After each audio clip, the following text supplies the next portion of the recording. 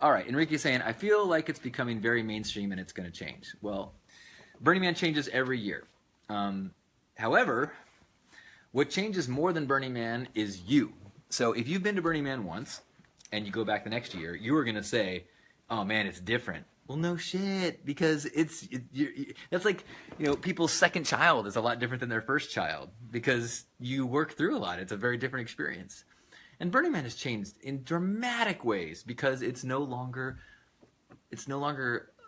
hidden. It's still there's still an insane amount of things that are the same. What was the word you said? Mainstream. I mean, you say that like it's a bad thing. Like, let's say the mainstream involves people making huge fucking art and pursuing their truth and supporting one another and gifting to each other and creating incredible art even beyond anyone's professional definitions, encouraging one another to be creative in all of our decisions, encouraging one another to push our boundaries in terms of our highest selves. If that is mainstream, I see no problem with that. If that becomes so commonplace that like, oh, everybody's making big art now, everybody's gifting to each other and foregoing the traditional definitions of success to try to be artists and lovers and pursuers of their personal truth. Well, fuck yeah! Let's have more of that. Has it changed? Yes, absolutely. Everything changes. But if you are craving Burning Man of 30 years ago, go to regionals. Regional events are much more like Burning Man was 30 years ago. Burning Man is so big, and the art is so massive, and it's incredible. It's like saying, has New York changed? Yeah, but it's fucking incredible. If you want an experience of what New York was like 100 years ago, go to a smaller city. But that's not to say that what New York is now isn't incredible. It just is different than it was. And that's kind of how I feel about it.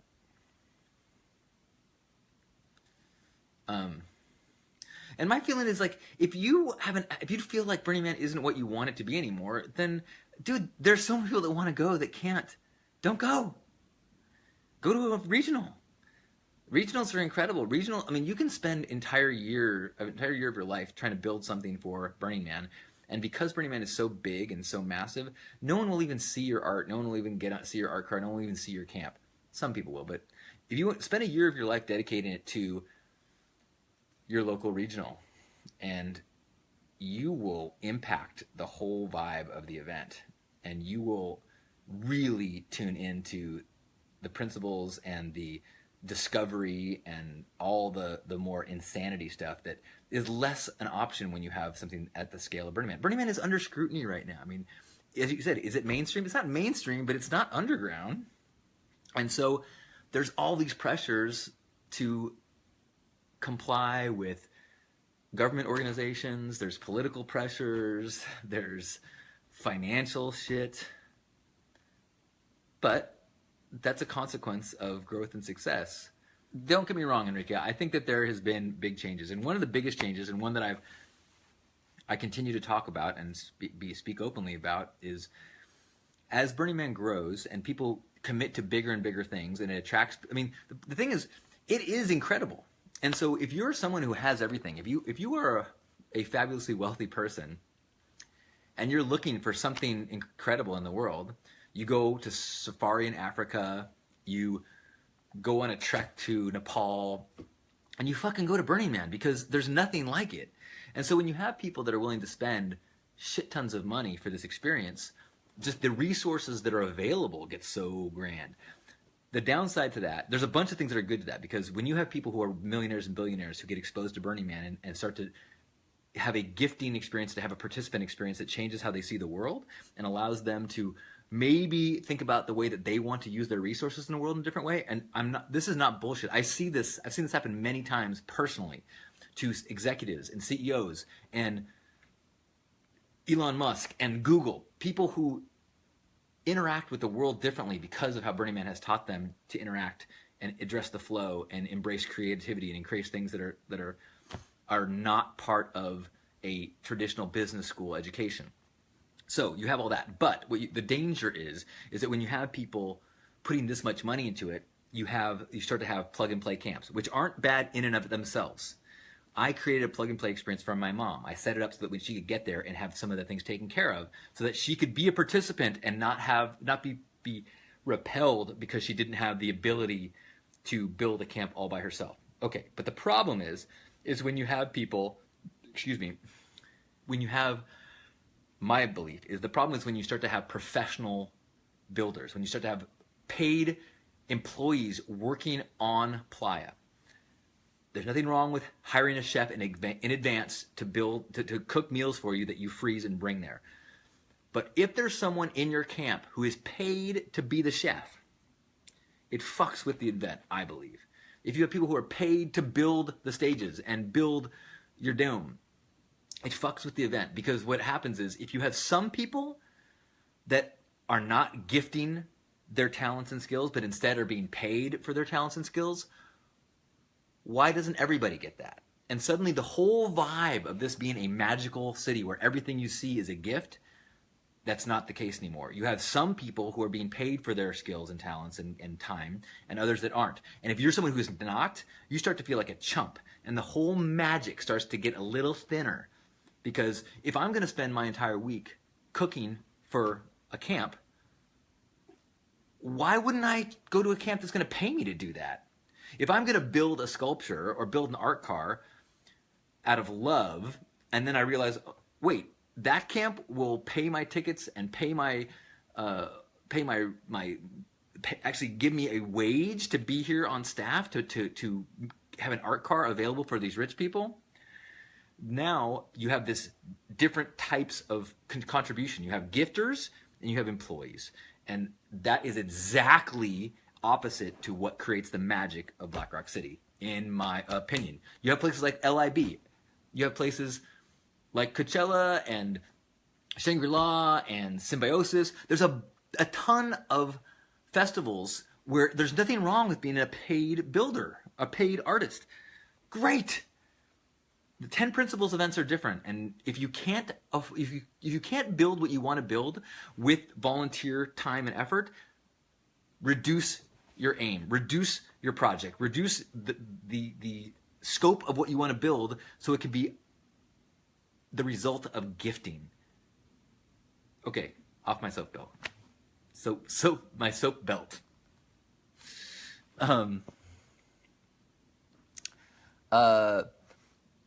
I'm not bothered by celebrity attendees at all, or billionaires. I have anybody that wants to be affected and be a participant at Black Rock City, I think is more than welcome. Asking about what do I think about the music? I recognize that sound art is no less valid than any other art. The problem that I have with music is less about the music and more about the celebrity culture, more about the lineup and the playlist. The difference between a festival and Burning Man, festivals have a lineup. You have, these people are the entertainers, and the rest of us are the receivers of entertainment. We pay for a ticket to be entertained. Whenever you have a lineup or you have this list of people that you are going to see walking around with your guidebook, it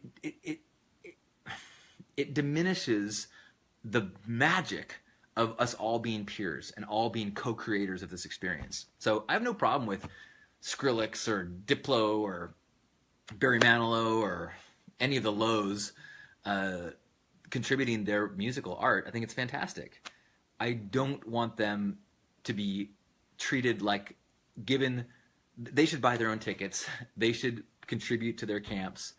They should be a peer to everybody. That's what makes it awesome. Because truthfully, there's tons of people without big names who are incredibly talented at Burning Man. And if we treat the people who have gotten who are the products of marketing campaigns the same way at Burning Man that the rest of the world does, we fall into the same trap of we have culturally defined professional artists and the rest of us. And Burning Man is saying, no, we're all artists. It's like the book Big Magic by Elizabeth Gilbert. Her whole thing is like, we fucking went off track when we started to establish that we have professional artists and those of us who pay them to taste their art. Oh, you're a professional singer and music maker. Let me listen to your music. When 200 years ago, everybody created art. Everybody was not a welder, but a weaver or a whittler or a singer. You know, we didn't have these class of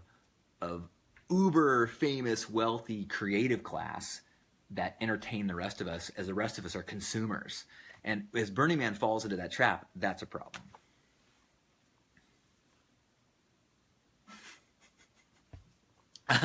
Oh, did I get on a roll again?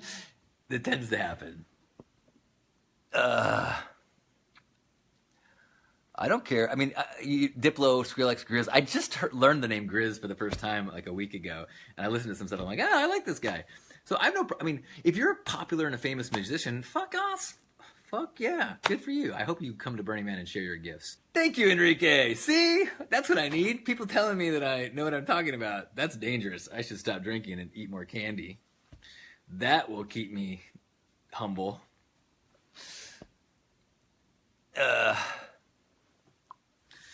Jake asking how to contribute to the community.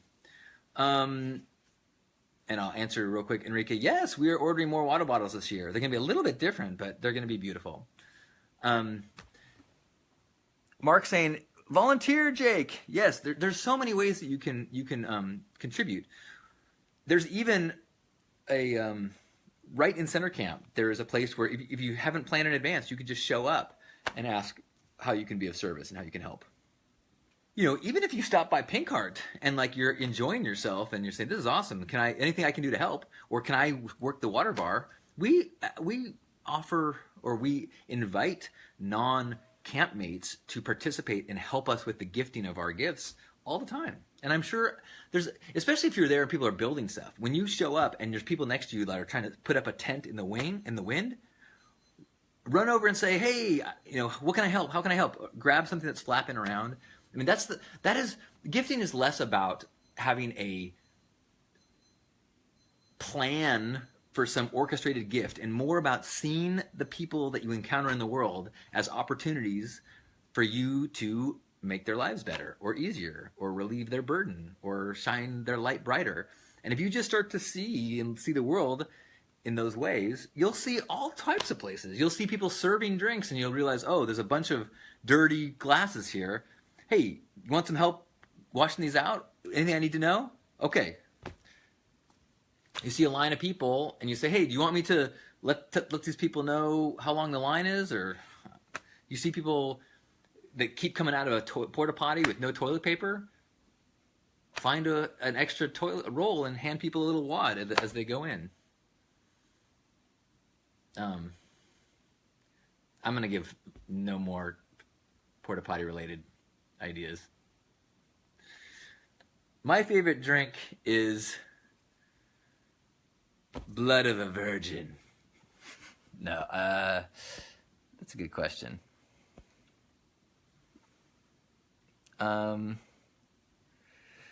Doug saying the gift of being present in a duocracy. Exactly. You know, it's and the thing I would say is if you've never been to Burning Man, this is not gonna just click right away. And plus, you're gonna have so much shit you're gonna have to figure out yourself. Like, first thing you need to do is be radically self-reliant. Get your tent put up, get your shade set up, get yourself hydrated, make sure you got your work clothes on and your boots and you got your gloves and your sunscreen, and you're not gonna become a burden on somebody else. That's priority one. That's the best way to gift. Don't be a burden. 2, make sure that your moop is picked up. Make sure you don't leave out stuff that's gonna blow away in a windstorm. Don't be a burden on the city. Don't make your problem other people's problem. Then, now that you're settled in, just kind of look around and see what needs to be done here. What's missing?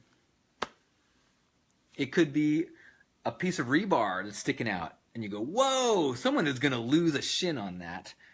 I have an extra thing of duct tape to wrap around it, or even ask somebody in the camp, hey, I saw right over there, there's a big, do anybody have like an extra piece of foam or something like that I could duct tape onto that. I've got some duct tape. And some of these things like that might not occur to you right away. But after you lose 3 inches of skin off your shin one year, next year you'll be like, I'm going to help people out with this. Mark's saying he brought extra tennis balls for putting on rebar. Exactly. And some of that stuff is like, it's very difficult your first year to plan for gifting. Masseuse. Now you're talking, Doug. I got a professional massage today from one of the strongest masseuses that I've ever worked with. Whew. In fact, I wonder if I will be walking straight tomorrow. Then again, maybe that wasn't the massage. Maybe that was the anal sex. Now I'm getting ahead of myself. Doug pointed out that a lighter on a rope is an awesome gift. There's a lot of things like that, as you just kind of listen and realize what people are in need of, and it could be a lot of people are looking for a lighter. Or you might go, man, there's no bluegrass here. I got to find somebody who plays bluegrass music. Or bring a boombox with my collection of bluegrass greatest hits. Now that I say it out loud, don't do that if you're near me. And I can't say this enough times, but that gifting is far more about an attitude than it is about stuff. And it becomes... It can be tempting to try to bring a bunch of like bracelets and trinkets and candy, and there's nothing wrong with that. When I first discovered the rave scene, I would bring a huge bag of dum-dum lollipops before I ever discovered Burning Man, just because without understanding why, I learned that if you start an interaction with somebody with a gift, you establish that the reason for your approaching them is not because you want something from them. It's because you want to give to them.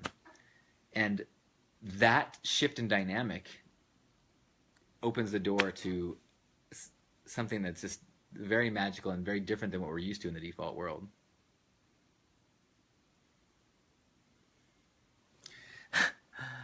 Alethea saying, I heard about Russian bathhouses where they will beat you with short bundles of leaves and branches. See? One man's gift is another man's torture. Doug's saying, make something that you like. That's a good idea. If there's it could be something so simple as offering people sunscreen, or if you make a lip balm that you love, and you can have just a few gifts that are very special, or you can have a gift that you can give to everybody. I like to, at Pink Art, we like to produce stickers, because a sticker can cost you 20 cents a piece, and you can give a ton of them away. Whereas I know we also give away water bottles that are expensive. We can't afford to we can't afford to give water bottles to everybody, but it's nice to have a special gift to give to people as well.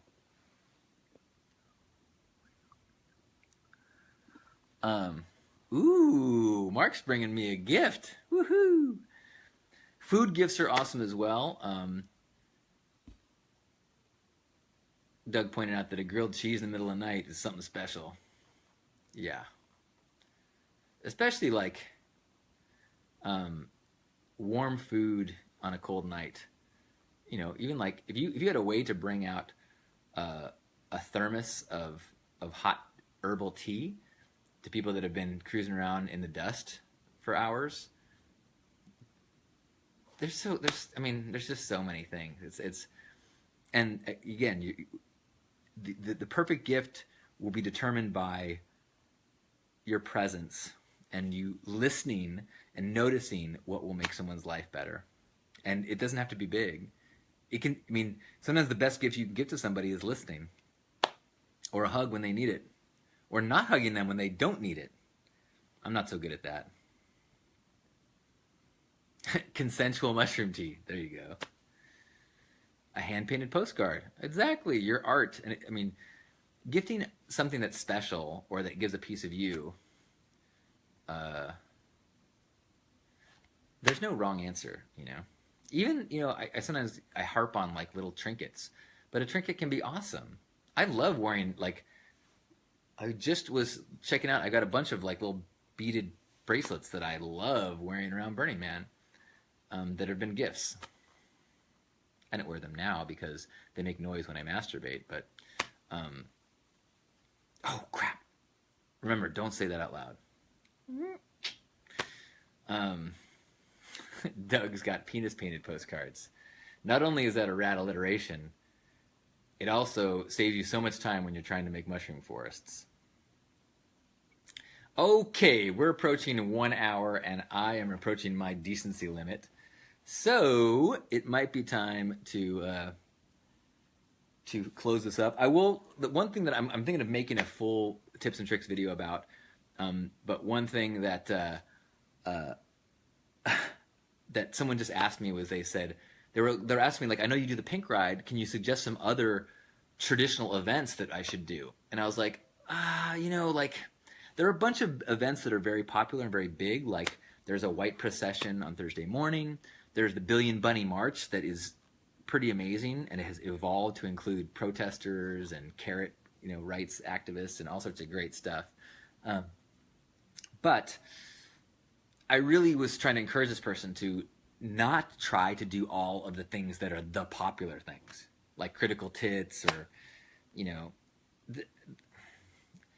the best experiences you'll have at Burning Man are not going to see the DJ that you've heard of or going to the big event that you think everyone's going to be at. It's going to be when you follow some muse or some dust devil, or try to find some music you're listening to, or where's that smell coming from, and you're in some dark, cool tent with the most incredible people you've ever met. They're feeding you incredible things, and your life gets changed.